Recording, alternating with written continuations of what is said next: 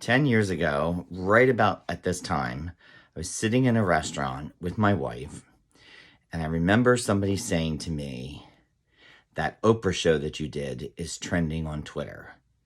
And I've tried to explain what that is like as a survivor of child sex abuse to hear those words. And it was in that moment that I realized that I had gone public with my story for a reason. And what a moment that actually was. And it was a gift that was being given to me. And it was like a ball of clay. And what I didn't realize at that particular time was that it would form the shape of an orange heart. And then that orange heart would then become a gift to others. So my name is Rhett Hackett, and I am from the Humanity Preservation Foundation. I am the president and co-founder. And I wanted to take an opportunity on the 10-year anniversary of doing the Oprah Show to just kind of say thank you and express my gratitude for the last 10 years that have taken place in so many different directions.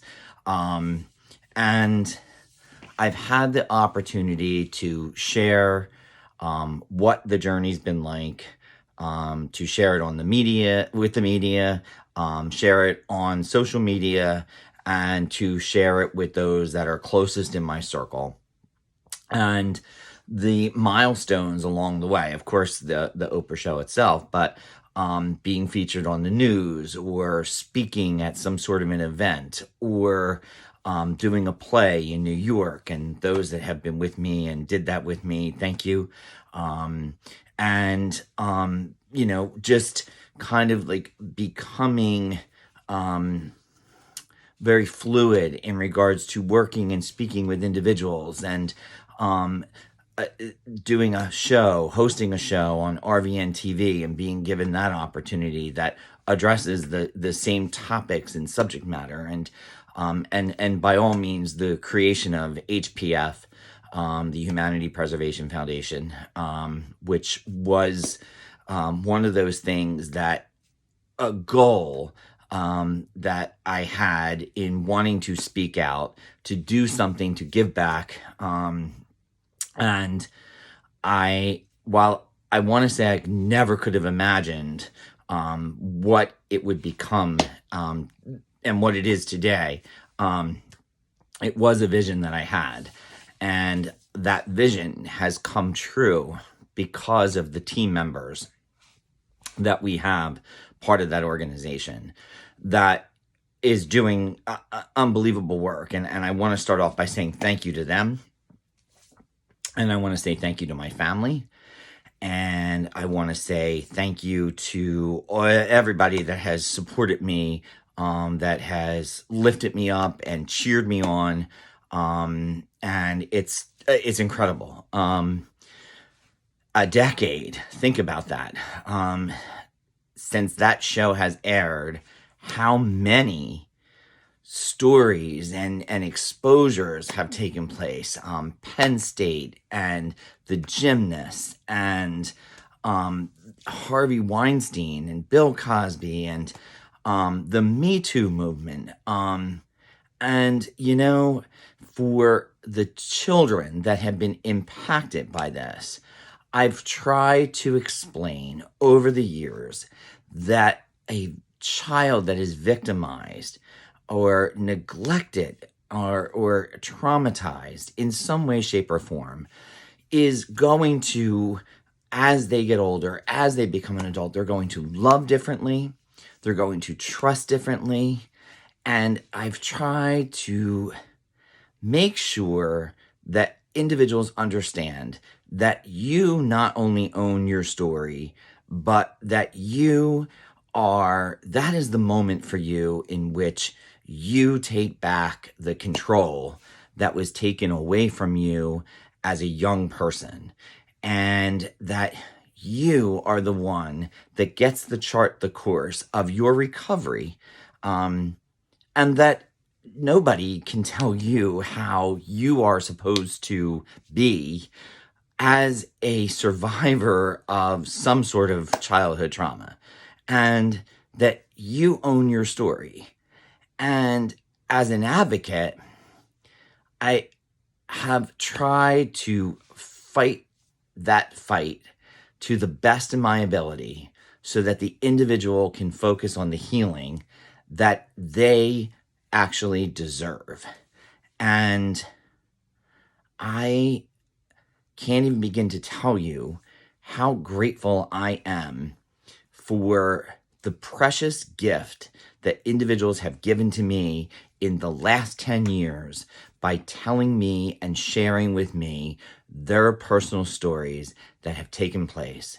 And if you've been close enough to me where I've had the ability to work with you to try and assist you and help to get you to a better place, there is nothing greater than that. And I can't even begin to tell you how much I appreciate the fact that you would trust me with your story, with putting your life in my hands, the future of your life in your hands.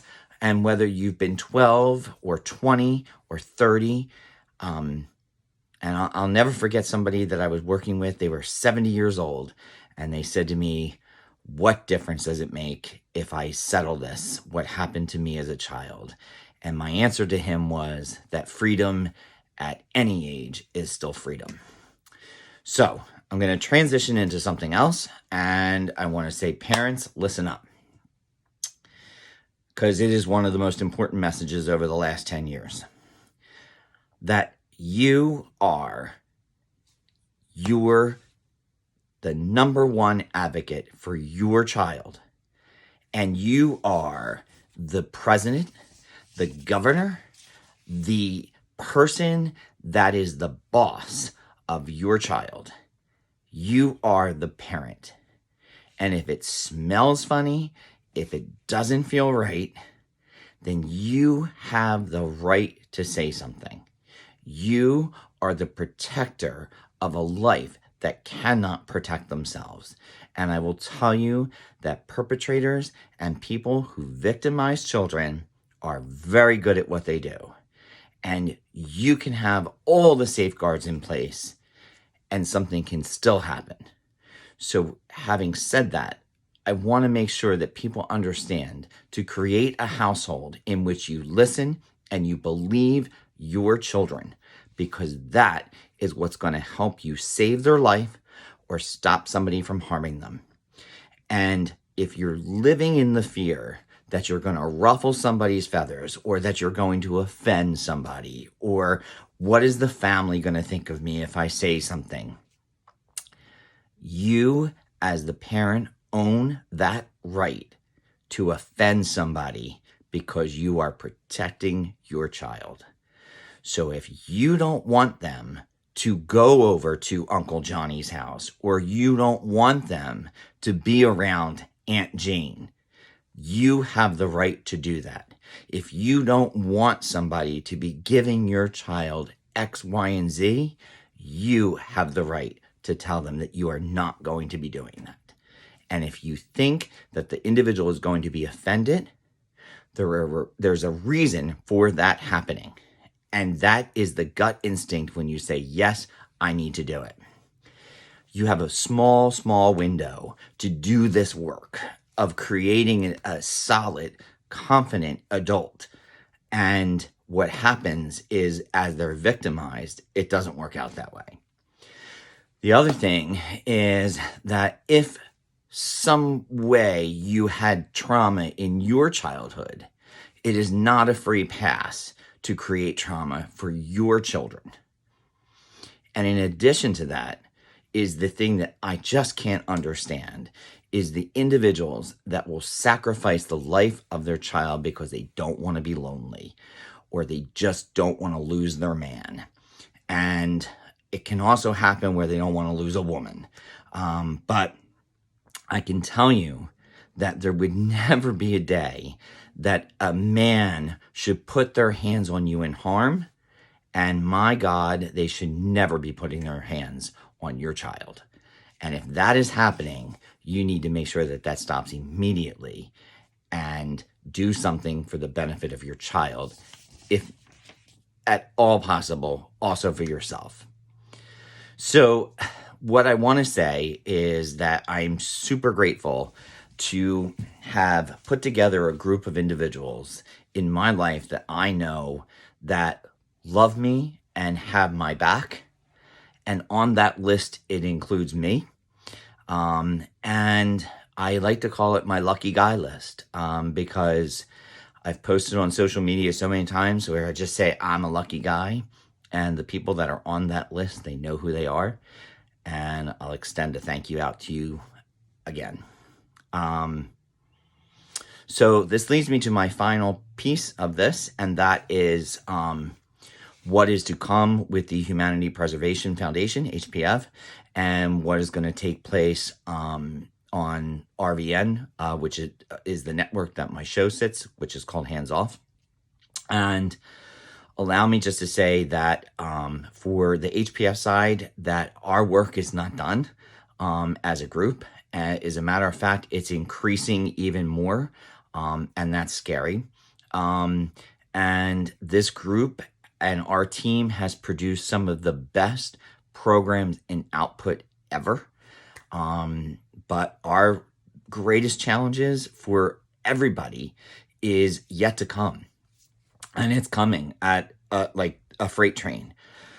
The ripple effect of COVID and the quarantine, with people being trapped in homes with individuals that were abusive to them, is out of control.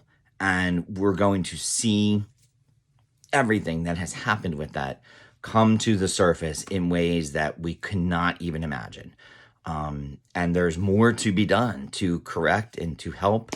And I know that our plates are going to be full. And I know that we are going to be fighting for every dollar that we need to raise as a nonprofit. And we are coming full force looking for corporate sponsors, because we have a lot of work to do and we have an agenda, and we are going to do everything we can to help those that are hurting and to protect those that haven't been hurt yet. I talked about the number of movements that have happened over this decade, and the next big one is coming, and that will be the Breaking Code Silence. To all of those brave individuals that I have been speaking to over the past few weeks, I just want to let you know that I not only see you and I hear you, but what you say matters to me, and we're going to make sure that it matters to everybody else that we have the ability to connect with. Your voice deserves to be heard, and if you haven't heard of Breaking Code Silence, you are going to be shocked. That's all I can say. And I ask you to keep an eye on our social media, and I ask you to make sure that you tune in to RVN. The show is Hands Off, and we're going to be speaking to individuals that are going to have the opportunity that I did 10 years ago to tell their story. And I just want to say that I'm going to close out with this, that the injustice of a child that is victimized. I think one of the saddest lines I've ever learned is that the child doesn't grow up hating their parent or hating their abuser. They grow up hating themselves. And a child that has grown up hating themselves becomes a very bitter adult. And that adult will forever be chasing a hole or trying to fill a hole that was created because of the trauma that they had to face. And in many, many cases, it's not in a healthy way. So that is the importance of the work that we do.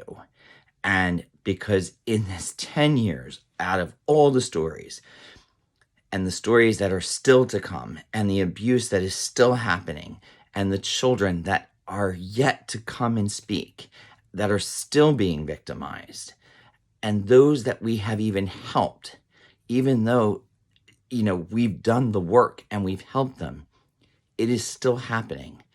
And it leads very nicely to the initiative that is behind me, and that is that abuse still sucks because it's still going on. And that is what motivates me every single day. It's what has motivated me for the last 10 years. And if you've been a follower and a supporter, I say thank you. And I look forward to sharing more with you and having you be a part of the next 10 years in which we continue to make a difference in the lives of those that have been hurt and protecting those individuals that are the most precious gift of all, and that's our children.